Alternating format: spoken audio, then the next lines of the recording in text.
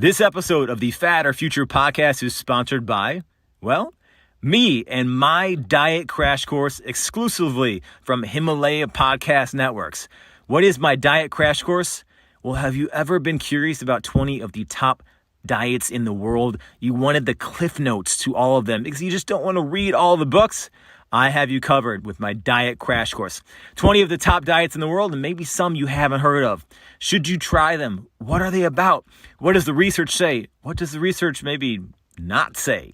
Himalaya.com/diet and listen for free, and use code DIET to listen for 2 weeks of the Himalaya Diet Crash Course exclusively on the Himalaya podcast player. Himalaya.com/diet, and I will see you there.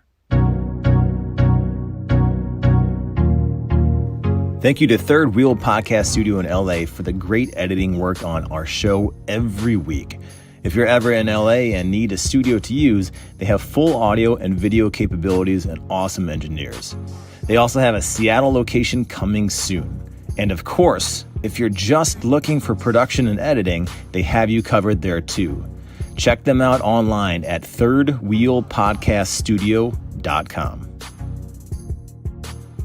What's up? It's Joey Thurman. Here's another episode of the Fad or Future podcast. We just need to pop a bunch of vitamins, right? We need to take those and we'll all be okay. We can eat a bunch of shit. It doesn't matter as long as we take our vitamins. Well, my next guest and my friend, Mascha Davis, she says, eat your vitamins. What do you mean? We can actually eat our vitamins, Mascha? That's right. That's right. That is the premise of my new book with Simon & Schuster called Eat Your Vitamins. So instead of take your vitamins, I am all about focusing on getting them from natural whole sources. So the whole fruit and vegetable. There's so many compounds in whole fruits and vegetables and whole foods in general that we don't get in supplements. Mm-hmm. Some of these compounds haven't even been identified yet. So these are like super nutritive, powerful, antioxidants, phytonutrients, really awesome things that have incredible health benefits that you can only get from eating the whole food. Amazing. So, I mean, because look, and I'm always honest on this podcast. So I take a bunch of supplements, I take a bunch of vitamins, but honestly, I don't pay for them. They get sent to me. So I get a lot of free things, which I'm sure you do. Now, I would probably be taking some vitamins anyways, because it's hard for me to eat the wide array. And like you've got a great book here. But I want to talk about some news that you have, and then we'll kind of get into everything. So you have a product that just launched. That's very exciting. What's it called? It's called Mini Fish. Mini Fish, the cleanest, most sustainable superfood seafood product that you can get on the market. As a dietitian, I've been recommending this kind of product to my clients for years, but it didn't exist. So I had to make it myself. Nice. So what is it, a pack there? I see you don't have it in the refrigerator. Like, how do you eat it? You just open it up and you pop it in your belly, or what? Exactly. I mean, everybody wants the quick, convenient thing. People want to get all the benefits without putting in the work. So you can't always do that, but in this case, I did it. Nice. So it's shelf stable. Why do we need to get, you said you've been recommending this for your clients, and you talked about how October is National Fish Month? National Seafood Month. National Seafood Month. So why do we need to eat fish? Let's start right there. Yeah. So, fish, and you know this with protein, right? It's like one of the best, leanest, cleanest sources of protein you can get. And 80 to 90% of Americans don't meet the bare minimum recommendation for fish, which is 2 times a week. Only 2 servings a week. That's not that much, but most people actually don't eat that. And I was trying to figure out, like, why is this with my clients? And a lot of people just, they don't have the time. They don't know how to prepare fish. They just find it like a little bit confusing or off-putting, or it's like this daunting thing. So even if they want to eat it and they don't mind the taste of it, they still don't. Yeah. And the ready-to-eat options that are out there, like the canned and the pouched seafood, is not palatable to a lot of consumers. Like, I like all seafood just about, even the canned stuff, but I actually don't buy it a lot of the time because those cans, the consumer experience just, honestly, it kind of sucks. Like, you open the can, it gets all over your counter, that stinky oil, it's like on your hands, it's so like smelly and gross. You can't eat it around anyone else because it's like offensive. And you smell like a hockey locker room for days. Legit. So I like literally I solved all those issues with mini fish. It smells amazing, tastes amazing, it's super fresh, super clean, sustainable, incredibly nutrient dense. So it's the thing that I wished I could give to my clients who should be eating more fish and seafood, which is almost everyone. Right. Now, I mean, you say mini fish. So is this the smaller fish? Because the larger fish has much more mercury in it. Like the big fish eat the smaller fish, and those fish eat other fish, and then the mercury accumulates. So people are always concerned about mercury, especially pregnant women. I know when my wife was pregnant, like she was very careful of, the amount of mercury that she was having. So why do we need to be concerned about mercury, and then why are the mini fish better? Yeah, exactly. Your points were totally on point. That bioaccumulation as the fish gets bigger is the issue. Mm-hmm. And this is also the issue with ocean caught fish because our oceans are polluted. Yeah. So what I'm using for mini fish is the cleanest, most sustainable aquaculture steelhead trout. So A, it's a smaller fish, so it doesn't bioaccumulate much. Yeah. But B, it's an aquaculture fish, which means it's farmed in an incredibly sustainable operation. The water comes from the Sawtooth Mountains. It's this pure spring water. And the levels of mercury and environmental contaminants are essentially undetectable. Wow. So this is, I have a lot of pregnant clients and I work with kids, and these populations especially have to be super careful, not just with mercury, but with the microplastics, with all these other contaminants that are in our oceans. Mm-hmm. So I was really, really cognizant of that when developing mini fish. So the name mini, it's kind of a play on a few things. One, the fish is a smaller fish. Right. Two, minimal impact on the environment. That was really, really important to me because our oceans are in crisis right now and they are getting fished out. So we have to be really cognizant of that. And also I'm kind of mini, so it all just works together. Mini fish by the mini mogul CEO, right? Yes. Works. Now, what is the environmental contaminants and mercury crosses the blood-brain barrier? Why do we need to be concerned about that? Because a lot of people, they're mercury people are often aware of, but you're talking about these other contaminants. Why do we need to stay away from them and not get them by way of what we eat or, things we put in our skin, all sorts of other stuff? Yeah, well, I mean, a lot of these are toxins. Some of them, like mercury, is a neurotoxin, which means it's damaging to the brain. And others can be, the microplastics, those have been shown to be endocrine, so hormone disruptors. So these are really significant, dangerous compounds. Of course, the amount varies. There's always like a tolerance limit, and that's still being researched. Yeah. Obviously it's best to avoid them as much as possible, which is almost impossible in today's society. But when you're eating natural whole foods and lots of fruits and vegetables, because that fiber is one of the best ways to detoxify. And flush some of those things, get those things out of your system. So there's ways to mitigate for it. And then of course, like trying to make conscious choices when you're shopping for food. Okay. So let's talk about getting rid of those toxins. What specifically should people be adding to their diet? If you're looking at the Western or standard American SAD diet, right? It's just beige and crap in their processed food and ingredients you can't pronounce. So what should most people be incorporating to their diet that they're not? It doesn't even need to be anything fancy, like some sort of goji berry or something from the Sahara. Like really, because we always try to look for these next new things, but like maybe it's something as simple as eat some blueberries. What do you feel like, what you recommend to most of your clients? Here's what you need to add, and then you can start from here. It really is as simple as fresh fruits and veggies. That's it. Like, doesn't matter which ones, just eat them. Apples, berries, greens. The green veggies in particular have additional like nutritive phytonutrient compounds that are really powerful and have some great detoxifying effects.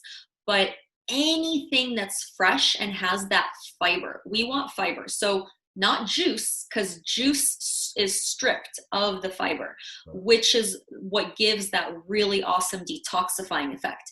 As it passes through our digestive tract, it actually binds to toxins, waste products, and helps to flush them out of the system. Okay. So, I mean, how does it do that? Because you see people all the time, like detoxes don't work and these like cayenne and lemon concoctions and all sorts of crap and supplements and everything else. I mean, isn't our body just naturally ready to detoxify itself?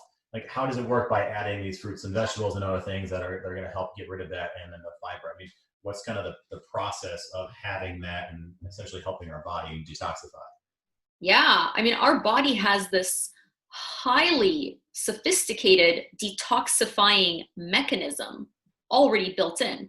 We have our liver, we have our kidneys, we have our lungs, and our skin. So all of these different organs help to detoxify and rid our system of anything that's harmful or toxic. And the fiber just supports our body in doing that, because once those things are kind of processed and metabolized and ready to be eliminated, there needs to be a method to do that. Mm-hmm. And that's usually through things like the stool, urine, sweat. So we have to make sure that we're getting plenty of fiber so that we have healthy stool, mm-hmm. and tons of water, because that helps to flush things out of the body as well. Okay. Now, what about, I mean, so this is the Fad or Future podcast, so I would be remiss if I didn't mention some things that could potentially be fad. I've had a couple carnivore experts on, and you're talking about fiber. If somebody's eating just nothing but like straight meat and they're pretty much lacking fiber, what's going to happen to their body in the detoxification process is, according to most experts, that we're going to need that fiber, unless you're talking to somebody that's, straight up carnivore eating nose to tail. Yeah. I mean, that'll totally disrupt that process. That can disrupt your digestive tract. In the short term, it can cause things like constipation because you're not getting the fiber to move things through. But over the long term, it can cause some of those waste products to build up, and that's when they can start to cause harm, mm-hmm. and cause damage. And, the weight of the evidence clearly shows that eating a diet that's really heavy in meat is linked to an increased risk of things like colon cancer, other forms of cancer, heart disease, all of these things that we really want to avoid. Right. So if people were having, let's say, extremely high amounts of meat, would having the extra greens and fruits and vegetables counteract that, especially if they're active, right? So then their body's going to utilize that much more in the protein. If you're having a couple hundred grams of protein and you're a couch potato and you're sitting on your ass, your body's not going to utilize that. But by having the extra greens and phytonutrients and extra fiber, and you're trying to put on muscle and encourage like protein synthesis and an mTOR pathway, is that going to counteract that? Yeah, I would say yes. I would say it would. If you're adding in all of those other beneficial compounds, mm-hmm. and helping to really get that detox process, the digestive process going, flushing out those, even excess fats are flushed out by fiber. So if you're eating a lot of meat, you're probably getting excess saturated fat, mm-hmm. which can be counterbalanced by eating more fiber, because that helps to bind to some of that excess fat that's circulating in your system and flush it out. Interesting. Okay. So eat your vitamins. All right, let's talk about some other stuff. I'm going to challenge you a little bit. So we're talking about fruits and vegetables. What about phytic acid and tannins and lectins and all these sort of things that are talked about by these defense mechanisms that, almonds are going to have, or your legumes, and people that are, let's go pro legume. I guess that's a thing. That could be a whole new book concept. Yeah. So that's my third book. Pro legume. So they talk about like blue zones, and this is the one thing that they're they're having legumes, but then you look at somebody else who's saying, well, actually, this is hard for your body to digest, and it's an anti-nutrients, and it's stripping you from nutrients. What do you think about that argument? Super good point. And so many people are so confused about this because there's like really conflicting, contradictory things that you hear. Some people say that like beans and legumes and, you know, all these foods are so great. And then there's other people who are saying that they're like harmful and toxic and you should eliminate them. Here's the interesting thing. I wouldn't say that either one is totally right or wrong. Uh-huh. So there's a couple of elements at play here. One, personalization, right? Individual genetics, how your body interacts with these different, they are prepared. So yes, beans and lentils do contain compounds called lectins. Also, not all lectins are bad. There's all kinds of emerging research that shows that some lectins have anti-cancer properties, for example. So some lectins are great and can even be helpful. Lectins can also cause harmful and negative reactions like pain and bloating and other digestive issues. The interesting thing with most lectins in foods like legumes, like the beans and lentils, is that they are destroyed by heat. So don't eat raw beans. That you're going to get sick. It's like the red kidney bean, right? There was, I don't know, it was a school years back where they undercooked their beans and all these kids got like digestive problems. Exactly. It was because of the lectins, because they weren't totally broken down. But if foods are cooked properly, if they're cooked thoroughly, then those lectins are mostly going to be destroyed. And if there is a small amount that's left, it won't be harmful to most people. Now, people who have really sensitive GI tracts or who have GI issues may need to avoid them entirely. So there are some people who do have to avoid them. And again, this is where that like individualized, personalized approach is so important. It's why working with an expert like a dietitian is important, because there's no one size fits all approach. You know, some people can tolerate more. You know, some people need more carbs, some people need more protein. It's really an individualized thing. Sure. So what about the cooking process? Should people soak things or use a pressure cooker? Is there one modality that seems to be better? Because a lot of people just don't know. Like they'll throw some beans, you know, some canned beans in a skillet, and then a couple minutes they're ready to rock. Does it need to hit a certain temperature, or is there a amount of pressure, or does the soaking kind of help get rid of it? All of those things help, as long as they're like thoroughly cooked. So not like firm, they're like, you know, pretty soft, like really easy to chew. That should be a good indication that they're like cooked enough. And yes, soaking will help, pressure cooking will help, and then, you know, boiling them. So bringing them to a high heat, because that basically denatures or like destroys the lectins. Okay. Yeah. So as part of this podcast, I try all sorts of different things out. So I'm currently on a 4,000 to 4,500 calorie vertical diet developed by a bodybuilder. And so, I just wrote an article about the vertical diet. So, well, I want to hear what you're going to say about it, because I'm going to have Stan on in a few weeks. But so he's got me like soaking my almonds, which I've never done that before. And actually, I like them better. They're almost a little bit sweeter. Soak them overnight, put like a little salt in there, and then you can. And they're like you get like a little crunchy. Yeah, it's like soft when you first bite into it, but like a little crunch to it. Almost like a Skittle. You shouldn't be eating Skittles, but anyways, it's not. There's no people. It's nowhere near like a Skittle. I'm just talking about the consistency. Skittles are delicious. I just don't eat them. Okay, it was one of my favorite candies growing up as a kid. All right, off on a tangent. So. What did you think about the vertical diet? I thought it was a bit extreme. Uh-huh. It's pretty extreme. You know, it tells people to cut out a lot of the foods that I think should be consumed. Right. You know, I'm all about getting a wide variety of colors and flavors and textures, eating all your vitamins. It also can be pretty expensive. Mm-hmm. So, you know, I think that can turn off a lot of people to it. I mean, full disclosure, as you found out in these past 25 minutes, but I get all my meat for free from Del Campo, which is a regenerative farm. And like I'm ordering lots of red meat and stuff. I'd be spending a lot of money by doing that. So yeah, I mean, for me, I had things like I originally wasn't having dairy, but I'm actually adding cheese, to things that I eat. I'm like, oh, I can have cheese again. I mean, I grew up in Wisconsin, so I'm a cheesehead.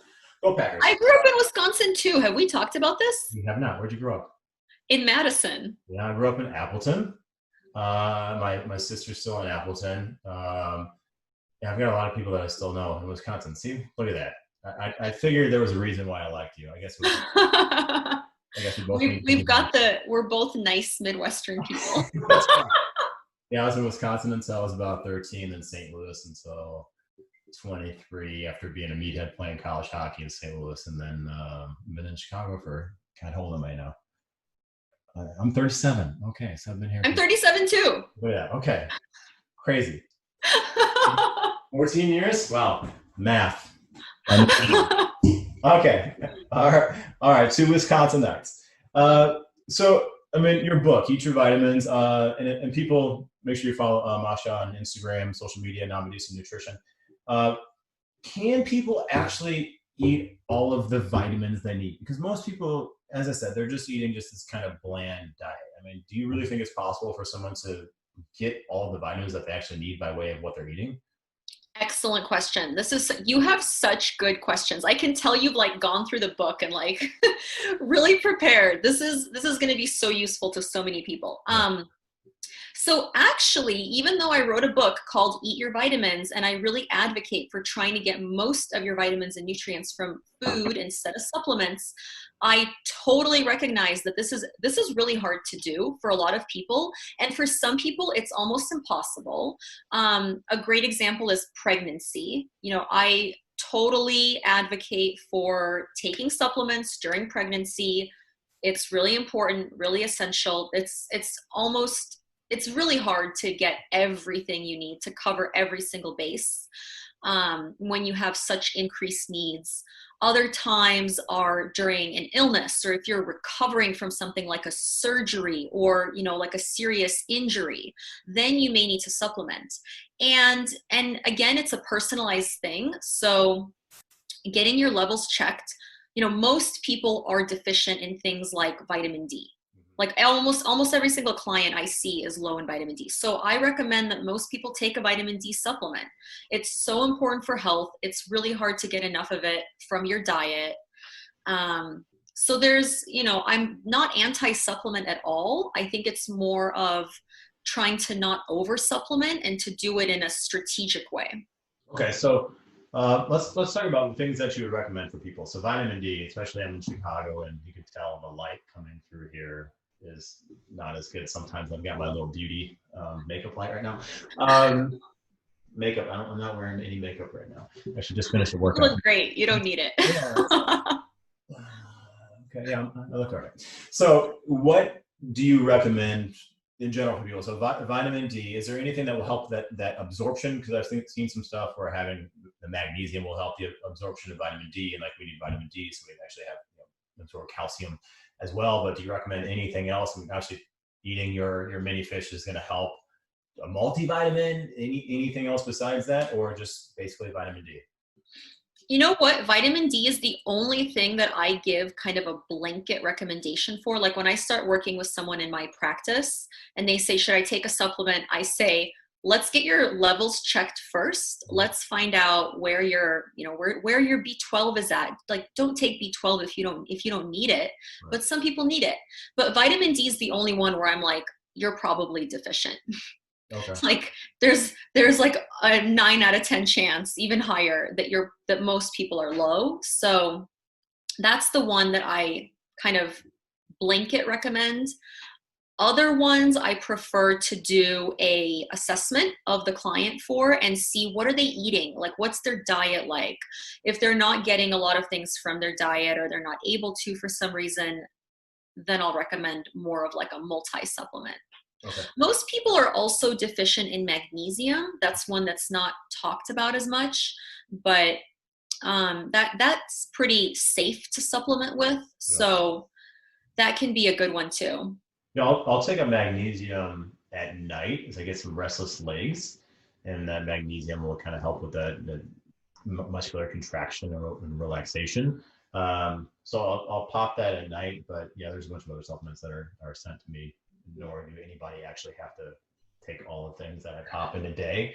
But how are people going to get their vitamin levels checked? So, I mean, I know you can go get blood work checked, but is there a lot of people now are not or don't want a phlebotomist coming to their house for obvious reasons, or going to a Quest or some sort of lab? Is there something that they can just fill out some sort of form, or how would they know if they're deficient in something if they're not specifically getting a vitamin panel? Yeah, awesome question again. So, there's a few different things that people can do. The gold standard is still going to be doing the blood draw, because that's where you can see like where your levels are at that moment in time. There's a few other things you can do at home if you're like, I'm not going into any doctor's office unless it's like life or death, which I totally understand right now. There's this really awesome test that I just did myself. I'm waiting for my results. I'm really curious what I'm going to get back. It is an omega-3 test. So this is so exciting because most people in the US are deficient. And in order for us to really know how much fish and seafood they should eat, if they should be taking an omega-3 supplement, which is one of the like most critical, important nutrients implicated in so many different processes, super anti-inflammatory, really important for immunity.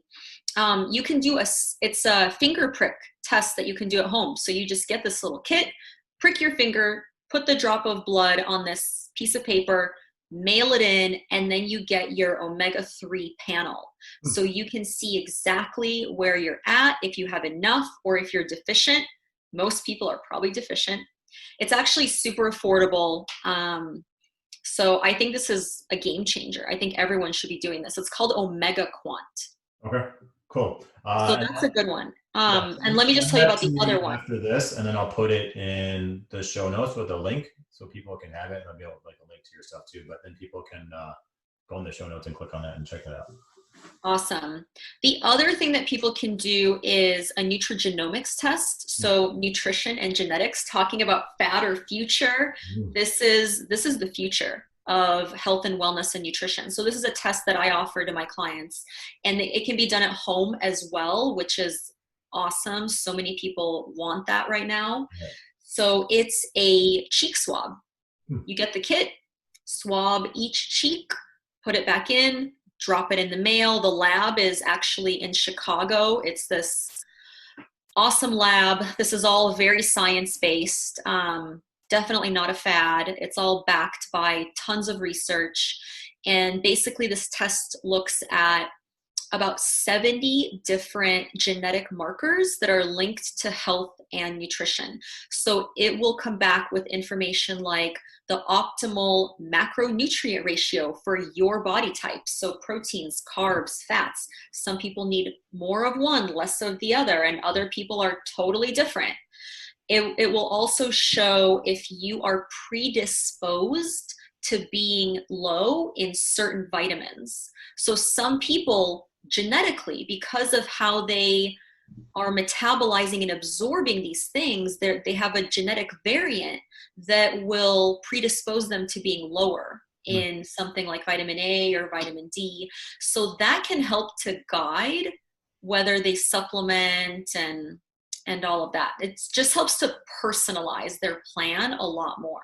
Right. No, that's really smart. So some people have like a genetic polymorphism where they can't process fats, and where maybe that keto wouldn't be good for them because they're having high amounts of fats if their body can't process it. So is that along or they're predisposed to having high cholesterol, right? So these are also the people who have to be really careful with something like keto or the carnivore diet, because if they have that predisposition to having really high cholesterol or high triglycerides, then when they eat those foods, their levels might go up a lot more than someone who doesn't have that variant, who could then, do keto or do the carnivore diet with a lot more safety and success. Right. Interesting. So if someone wasn't to get that and their body wasn't able to process fats well, or they were susceptible to, high cholesterol levels. Is there some indications that they might be feeling lethargic or nauseous or putting on extra fat? Is there anything that they would know just by how they're feeling, as opposed, I mean, it'd be great to get this test, but some people like to know, like, oh, what's the first sign? That's tough. For like cholesterol and triglycerides, people won't feel it. Okay. That's one of those very silent things. The time you feel it is when it's too late. That's when you're like getting a heart attack. Okay. All right. Well, maybe you want to get yourself checked out. So yeah, so you want to get that stuff checked, especially if you have a family history of heart disease, high blood pressure, high cholesterol levels. Get that stuff checked out. Blood pressure cuff right here. Nice. Nice. I'm actually a little low, like 120 over 70 something, but I'm all right. I'm healthy. All right. So you talked about if people are, when they're getting this test, and whether they're high carbohydrates or lower carbohydrates, it's probably based off of their genetic variant, where maybe their ancestors were from Asia and they were having like high amounts of rice and fish and their body can handle that, or Inuit or anything like that, where versus some scarcity where they're having like high levels of meat and, could only have fruits and vegetables when they were available to them in the season. But what about the 4-letter word carb? What do you think about carbohydrates? Because everybody, they're always freaking out about carbs, and I'm going to get fat if I have a piece of bread or if I have some quinoa or whatever. Where do you feel like that fits for most people, especially having carbohydrates and trying to enjoy it and kind of getting rid of the stigma and the being scared of having some carbs? There is like a carb phobia in our culture. I literally see so many clients in my practice who are like afraid of carbs. Carbs are an essential food group. We need them. Pretty much everyone needs to be eating carbs all the time with every meal. They're the main macronutrient in most people's diets, or they should be. There's nothing to fear. The more important thing to look at is the quality of the carbs, right? So what kinds of carbs are you eating? Trying to make them less refined, less processed, choosing whole grains over the processed grains when possible. If you eat some processed grains, if you eat some dessert, if you eat some sugar every once in a while, it's okay. It's totally fine. That's a huge part of my personal philosophy. And that's what the conclusions I've come to after all the research that I've looked at and done, and having written a book that has a whole chapter on carbohydrates. They're wonderful, they're important, they're essential, they're necessary for energy, for mood, for good digestion. Fiber, that magical nutrient that most people don't get enough of.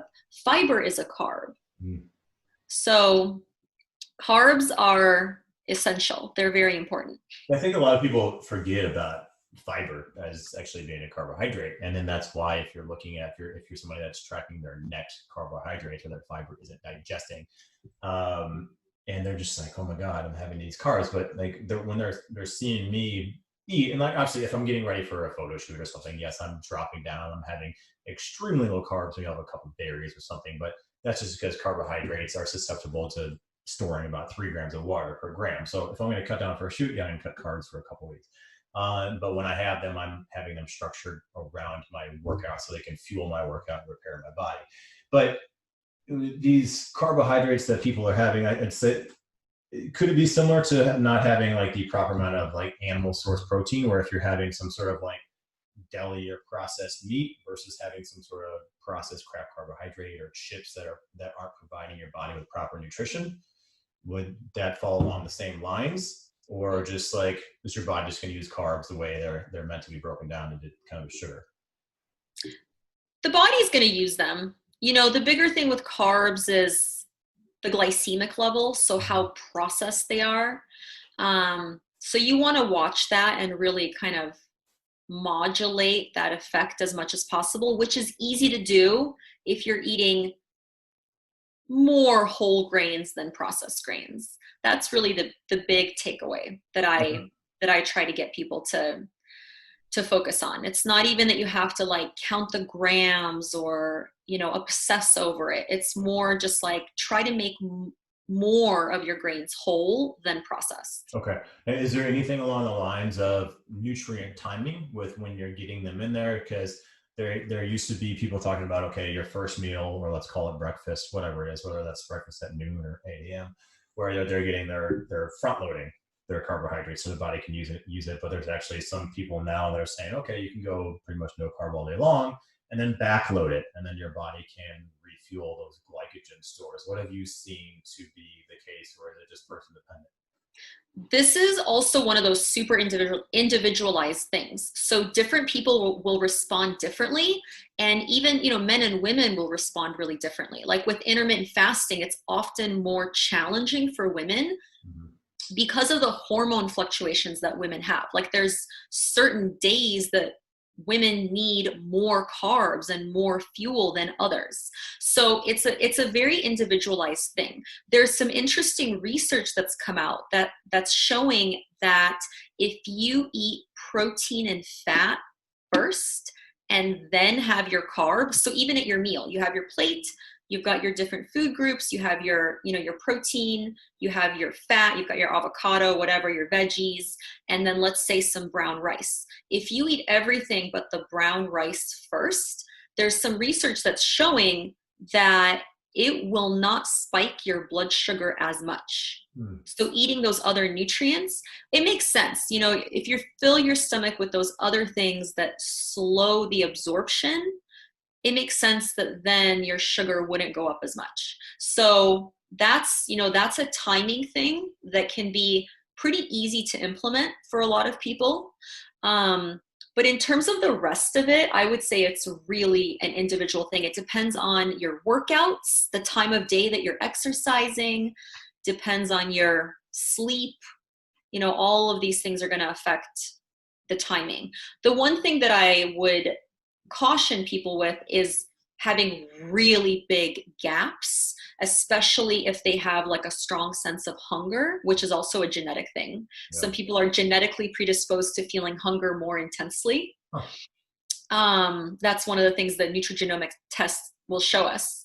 But if you have this huge gap and you're ravenously hungry, it's very easy to overeat. So that's the other thing that I would be cautious with, because then it's just, you don't want to set yourself up for like binging at your meal where you have your carb. Yeah. That can be a risk for people if they're trying to time it, too far apart. Okay, that makes sense. I know a lot of bodybuilders, they'll try to stay away from having a high fat meal right after their workout because they want that insulin response spike and then to shuttle those carbohydrates into their muscle cell for recovery. So that makes sense why if you're adding the fat and the protein in there, then it's going to slow down that essentially absorption rate or the spike of the insulin glycemic index. All right, so prebiotics, probiotics, what the hell are postbiotics? So postbiotics are basically the byproduct of probiotics breaking down. They're almost like the waste product of probiotics, which are those really good gut bacteria. They're short chain fatty acids. There's all this research coming out that shows that, having the right types and the right strains can really affect things like, your overall gut health, your immunity, all kinds of really essential things that are happening in the gut.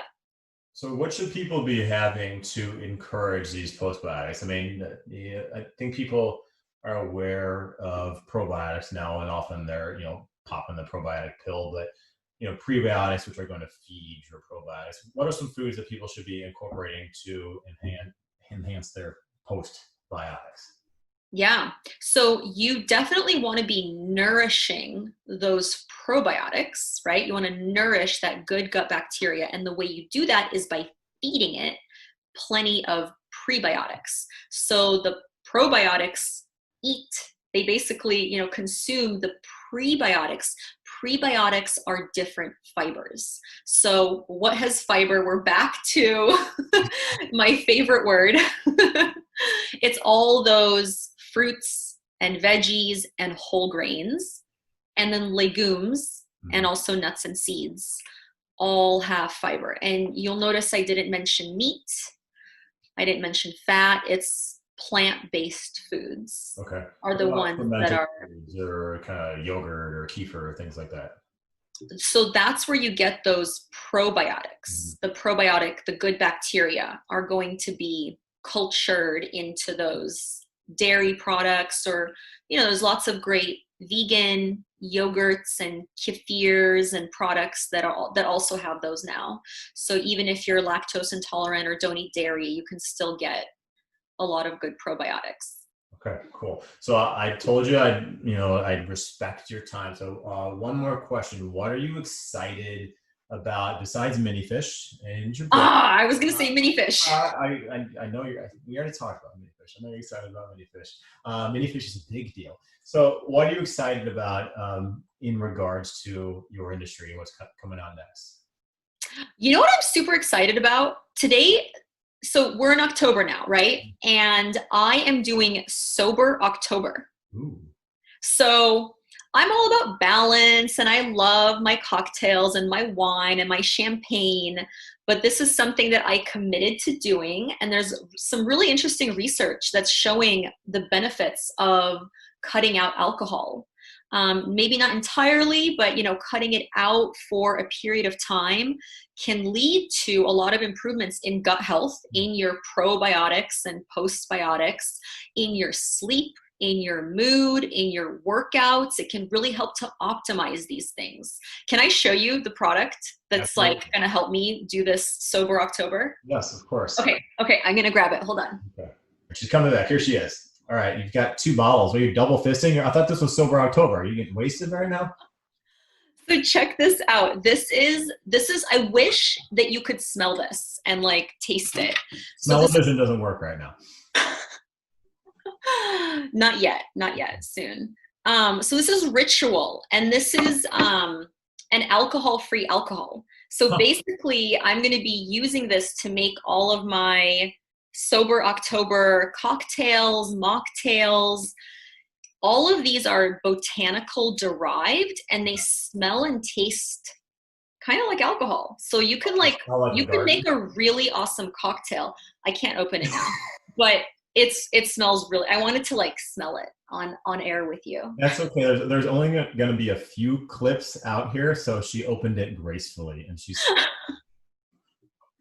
all right. Cool. So yeah. October. I mean, when you were running away, I was narrating, and I think I've had less than 10, 12 drinks all year. I don't really drink much as it is. I mean, I had my stint in college playing hockey, so I covered a lot of that. So I think I've drank enough for most people. But although during quarantine, I think I did have like 3 bottles of wine in the 3 months.